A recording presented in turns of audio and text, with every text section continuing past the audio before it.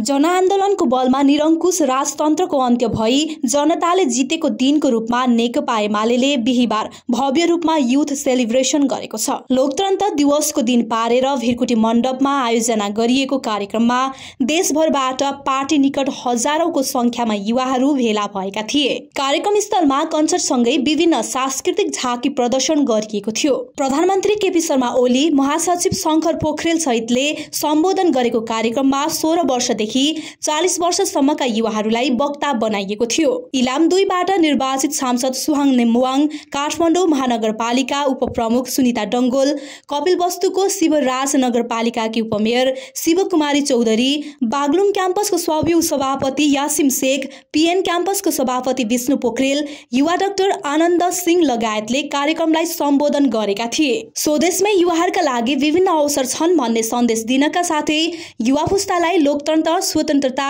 गणतन्त्र लगायतको महत्त्व दर्शाउन youth celebration गरिएको एमालेले जनाएको छ।